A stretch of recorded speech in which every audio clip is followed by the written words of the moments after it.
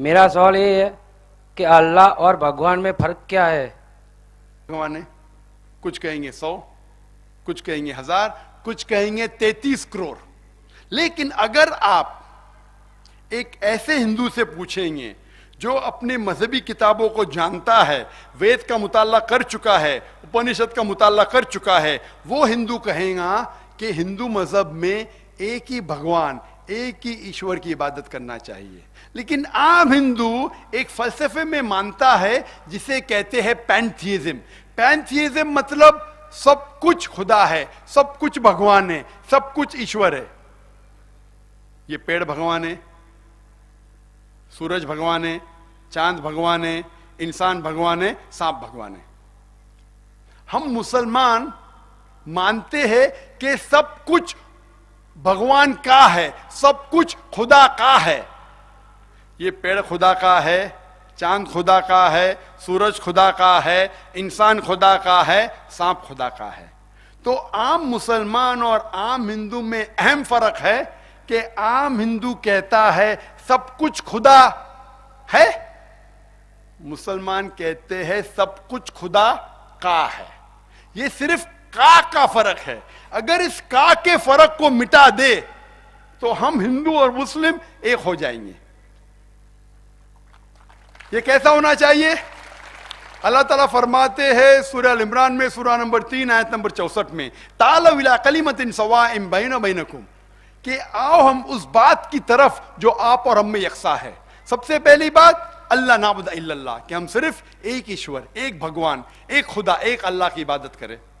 तो जब हम हिंदू मजहबी किताबों का मुताला करते हैं कि हिंदू मजहब में भगवान किसे कहते, ईश्वर किसे कहते, खुदा किसे कहते, तो जब हम पढ़ते हैं छंदोग्य उपनिषद सेक्शन नंबर 6 अध्याय नंबर 2 श्लोका नंबर 1, उसमें लिखा है एकम एविदित्यम। ये संस्कृत श्लोक है जिसके मानी है भगवान एक है, दूसरा नहीं है, ईश्वर एक है, दूसरा नहीं है। लिखा है श्वेताश्वेतार उपनिषद में अध्याय नंबर 6 श्लोका नंबर 9, नाचस्य कसिज जनिता न चदीपा। ये संस्कृत कोटेशन है जिसके मानी है उस भगवान, उस ईश्वर के कोई वालदेन नहीं, उस ईश्वर का कोई रब नहीं, उस ईश्वर, उस भगवान का कोई वालिद नहीं, कोई वालदा नहीं, कोई रब नहीं। लिखा है श्वेताश्वेतार उपनिषद में अध्याय नंबर 4 श्लोका नंबर 19, न तस्य प्रतिमा अस्ति। उस भगवान, उस ईश्वर की कोई प्रतिमा नहीं। प्रतिमा एक संस्कृत लफ्ज है जिसके मानी अक्स, तस्वीर, फोटोग्राफ, पेंटिंग, पिक्चर, बुत, स्कल्पचर, स्टैच्यू। लिखा है श्वेताश्वेतार उपनिषद में अध्याय नंबर 4 श्लोका नंबर 19 में, न तस्य प्रतिमा अस्ति। उस ईश्वर, उस भगवान की कोई प्रतिमा नहीं, कोई फोटोग्राफ नहीं, कोई पेंटिंग नहीं, कोई पिक्चर नहीं, कोई बुत नहीं, कोई स्टैच्यू नहीं, कोई स्कल्पचर नहीं। और सबसे ऊंची किताब हिंदू मजहब में है वेद, और सबसे ज्यादा पढ़ी जाने वाली किताब हिंदू मजहब में भगवत गीता। भगवत गीता में लिखा है अध्याय नंबर 7 श्लोका नंबर 20 और 21 में कि जो वो इंसान जो पैसे के पीछे भागता है वो गलत भगवान, गलत ईश्वर, गलत खुदा की इबादत करता है। वेद जो सबसे ऊंची मानी जाने वाली किताब है, लिखा है यजुर्वेद में अध्याय नंबर 32 श्लोका नंबर 3 में, न तस्य प्रतिमा अस्ति। उस ईश्वर की कोई प्रतिमा नहीं, कोई अक्ष नहीं, कोई फोटोग्राफ नहीं, कोई पेंटिंग नहीं, कोई पिक्चर नहीं, कोई बुत नहीं, कोई स्टैच्यू नहीं, कोई स्कल्पचर नहीं। और लिखा है यजुर्वेद में श्लोका नंबर 40 और 41 में लिखा है, अंधात्म प्रविशन्ति या असंभूति उपासते। वो अंधकार में दाखिल हो रहे हैं वो लोग जो असंभूति की इबादत करते हैं। असंभूति मतलब जो नेचुरल थिंग्स है, हवा, आग, पानी। यजुर्वेद में लिखा है कि जो नेचुरल थिंग की इबादत करते हैं, हवा, पानी, आग, वो अंधकार में दाखिल हो रहे हैं। और आगे लिखा है वो और घोर अंधकार में दाखिल हो रहे हैं वो लोग जो संभूति की इबादत करते हैं। संभूति मतलब बनाई हुई चीजें, टेबल, चेयर, बुत एटसेट्रा। कौन कह रहा है? लिखा है यजुर्वेद में। और वेद में सबसे ऊंची किताब है ऋग्वेद। ऋग्वेद में लिखा है वॉल्यूम नंबर 1, वॉल्यूम नंबर 1 में श्लोका नंबर 64 में, अध्याय नंबर 64 में, श्लोका नंबर 46 में, 46 में, एक कम सत विप्र बहुधा विदांते। मैं संस्कृत में बोल रहा हूं तो ये नहीं कहे कोई का दाखिल फेंक रहा है। एक कम सत विप्र बहुधा विदांते। सच एक है, खुदा एक है, भगवान एक है, ईश्वर एक है। और जो संत लोग हैं ईश्वर को कई नामों से पुकारते हैं। आप कई नामों से पुकार सकते हैं लेकिन ईश्वर एक है। और लिखा है ऋग्वेद में वॉल्यूम नंबर 6 अध्याय नंबर 46 श्लोका नंबर 16, या एक पूछती ही कि भगवान एक ही है, ईश्वर एक ही है, उसी की इबादत करो। और ब्रह्मा सूत्र हिंदुइज्म का है, एकम ब्राह्म देवता नास्ते नैना नास्ते किंचन। भगवान एक है, दूसरा नहीं है, नहीं है, नहीं है, जरा भी नहीं है। ये हिंदुइज्म की बुनियादी बात है, ब्रह्मा सूत्रा कहते हैं। इसी तरीके से आप इस्लाम में अगर आप पूछेंगे अल्लाह के मानी क्या है, अगर कोई मुसलमान सबसे बेहतरीन जवाब दे सकता है वो आपको कोट कर सकता है सूरह इखलास, सूरा नंबर 112 आयत नंबर 1 से 4, जिसमें लिखा है कुल हुवल्लाहु अहद। कहो कि अल्लाह एक है, अल्लाह समद, अल्लाह जो बेनियाज है, लम यलिद वलम यूलद, ना वो किसी को जनता है ना किसी से जना है, वलम यकुल लहू कुफुवन अहद, उसके जैसा कोई नहीं है। ये 4 लाइन का डेफिनेशन है अल्लाह के बारे में। अगर कोई भी इंसान कहता है कि ये शख्स अल्लाह है, ईश्वर है, खुदा है, अगर ये 4 शर्तों पे उतरता है, हम मुसलमानों को कोई गिला नहीं, कोई शिकवा नहीं उस शख्स को भगवान मानने के लिए, ईश्वर मानने के लिए, अल्लाह मानने के लिए। 4 शर्त है।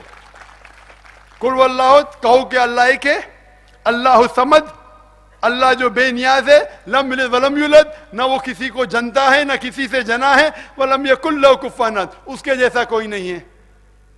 हिंदुस्तान में कई हिंदुस्तानी कहते हैं कि भगवान रजनीश खुदा है, भगवान है, ईश्वर है। एक सवाल जवाब के दौरान एक हिंदू भाई ने पूछा कि हम हिंदू नहीं मानते भगवान रजनीश खुदा है। मैंने कभी भी नहीं कहा कि हिंदू मानते भगवान रजनीश खुदा है। मैं हिंदू मत की किताब पढ़ चुका हूं, कहीं भी नहीं लिखा है कि भगवान रजनीश खुदा है। मैंने कहा कई हिंदुस्तानी, कई इंसान जो गैर हिंदुस्तानी भी है वो मानते हैं कि भगवान रजनीश खुदा है। हम इस भगवान रजनीश को अभी सूरह इखलास के जरिए परखेंगे।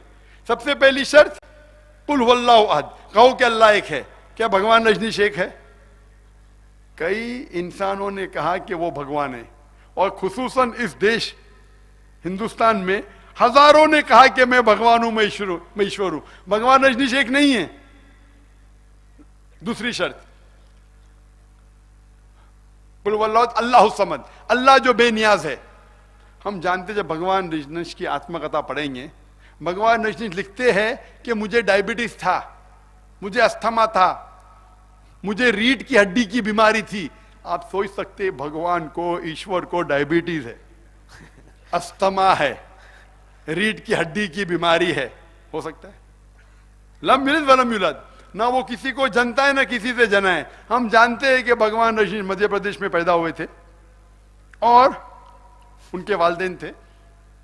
वो सन 1981 में जाते हैं अमेरिका, और एक स्टेट, एक इलाका है जिसे कहते हैं ओरेगॉन, अपना सेंटर शुरू करते जिसे कहते हैं रजनीशपुरम। और वो हजारों अमेरिकन को बेवकूफ बनाते हैं। फिर अमेरिकन गवर्नमेंट उसे अरेस्ट करती है और उसे जेल में डालती है। भगवान रजनीश कहते हैं कि अमेरिकन गवर्नमेंट ने मुझे स्लो पॉइजनिंग दिया। आप सोच सकते हैं भगवान को कोई स्लो पॉइजनिंग दे रहा है?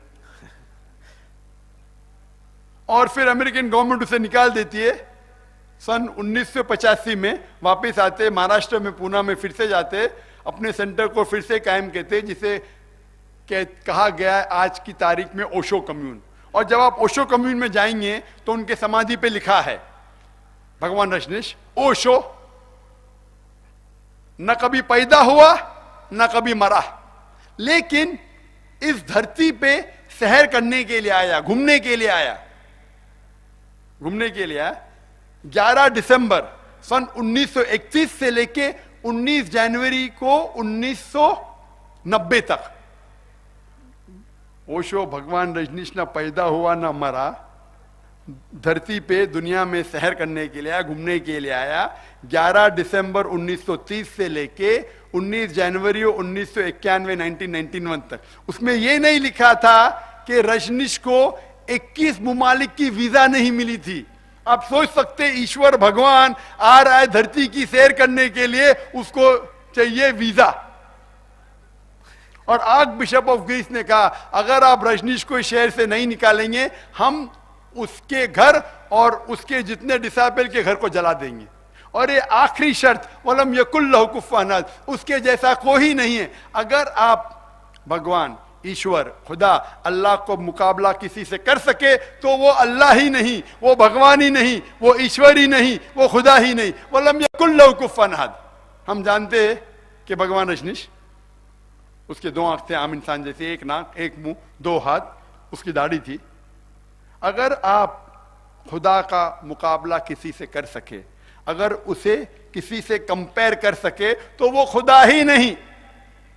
वलम यकुल लहु कुफुवन अहद। अगर कोई शख्स कहता है कि खुदा 1000 गुना आर्नल्ड श्वार्ज़नेगर से ताकतवर है, आर्नल्ड श्वार्ज़नेगर का नाम सुना है? इसे कहा गया कि दुनिया में सबसे ताकतवर इंसान, यूनिवर्स में, कायनात में सबसे ताकतवर इंसान। अगर आप भगवान खुदा को किसी का मुकाबला कर सके, किसी से कंपेयर कर सके, चाहे वो आर्नल्ड श्वार्ज़नेगर हो, दारा सिंह हो, किंग कॉन्ग हो, चाहे 1000 गुना हो या लाख गुना हो या करोड़ गुना हो, वलम यकुल लहु कुफुवन अहद, उसके जैसा कोई नहीं, वो खुदा हो ही नहीं सकता। तो जब हम मुताला करते हैं हिंदू मजहब की किताबों का और कुरान का, तो पता लगता है जो डेफिनेशन है ईश्वर का, खुदा का, अल्लाह का, कुरान और वेद में हूबहू वही है। ये बाकी लोग ने दूसरी नीचे वाली किताब का हवाला देके अपने आप हिंदुइज्म में गलत फहमियां फैलाई। और इसके बारे में मेरा डिबेट भी हो चुका है श्री श्री रविशंकर। आप जानते हैं श्री श्री रविशंकर? जानते? हिंदुस्तान में सबसे मशहूर जो हिंदुइज्म का प्रचार करते हैं वो और रामदेव बाबा। मेरा बेंगलोर में उसके साथ एक डायलॉग हुआ था, उसमें साफ मैंने कहा, यही श्लोक पेश किए। कोई भी पंडित अभी मुझे ये नहीं आके कहे जाकिर भाई आपका तर्जुमा गलत है। हमारे मुंबई शहर में इस्लामिक रिसर्च फाउंडेशन में कई तर्जुमे हैं वेद के, भगवत गीता के 30 से ज्यादा, रामायण के, महाभारत के, उपनिषद के। मुताला होता है हिंदू मजहबी किताबों के बारे में, ईसाईयत की किताबों के बारे में, और जो यकसानियत है उसे पेश करते। हिंदुइज्म और इस्लाम में इख्तिलाफ भी है, हम इख्तिलाफ की बात नहीं करते, हम यकसानियत की बात करते हैं। आपके मजहब में लिखा है कि खुदा एक है, भगवान एक है, ईश्वर एक है, उस ईश्वर की इबादत करो, उसके अलावा किसी की इबादत मत करो। आपके मजहबी किताब में लिखा है कि बुत परस्ती गलत है, वही लिखा है कुरान में। ऐसा मुताला करेंगे तो आपके मनुस्मृति में लिखा है अध्याय नंबर 6 में क्या शराब पीना गलत है, कुरान में लिखा है सूरह माइदा सूरह नंबर 5 आयत नंबर 90 में शराब पीना हराम है। आपके किताब में लिखा है कि आप एक से ज्यादा बीवी रख सकते हैं, कुरान में लिखा है कि एक से ज्यादा बीवी रख सकते हैं। आपके इसमें लिखा है विष्णु सूत्रा में अध्याय नंबर 24 आयत नंबर 1 में क्या सुअर का गोश्त मत खाओ, कुरान में लिखे है सुअर का गोश्त मत खाओ, सूरह माइदा सूरह 5 आयत नंबर 3। आपकी किताबों में लिखा है वेद के अंदर कि औरतों को हिजाब करना चाहिए, अपना सिर का पल्लो ढाकना चाहिए छाती पे, अब वही चीज कुरान में लिखा है। तो मैं ये कहता हूं कि जो इख्तिलाफ है उसके हम डिस्कशन कल करेंगे, सही या गलत बाद में। जो यकसानियत है उसके ऊपर तो अमल करे। मैं कहता हूं मेरे हिंदू भाइयों से, आप संस्कृत पढ़ो, आपके वेद का मुताला करो, भगवत गीता का मुताला करो, रामायण का मुताला करो, पढ़ो। जो हिंदू मजहबी किताब और कुरान में यकसान है तो उसके ऊपर अमल करेंगे, जो इख्तिलाफ है उस पर बहस नहीं करेंगे, उसको बाजू रखेंगे। तालव इला कलिमतिन सवाइम बैना बैनकुम। अगर हम अपनी मजहबी किताबों का मुताला करेंगे तो हम एक दूसरों को अच्छे से समझ सकेंगे। कोई भी मजहबी आदमी आपको घुमा नहीं सकेगा। आप बोलिए कि एक आदमी है जोकर, टोपी पहनता है, दाढ़ी रखता है, वो ऐसा कह रहा है, जाके पूछिए आपके पंडित से कैसा ही कह रहा है कहने। हम, अगर मैं गलत हूं, आप बोलिए ये जो श्लोक आप बोल रहे संस्कृत की मानी गलत है, अगर आप गलत साबित करेंगे मैं कहूंगा माफी चाहूंगा।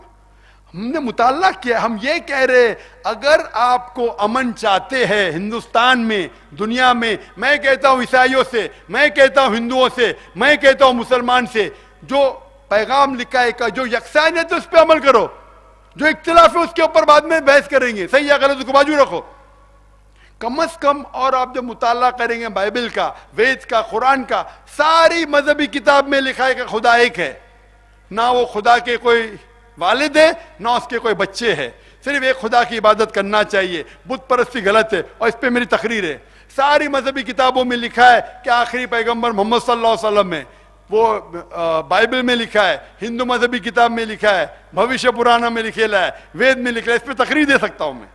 तो मैं ये कहता हूं कि जो इख्तिलाफ है उसको बाजू रखो, जो यकसानियत है उस पर अमल करो।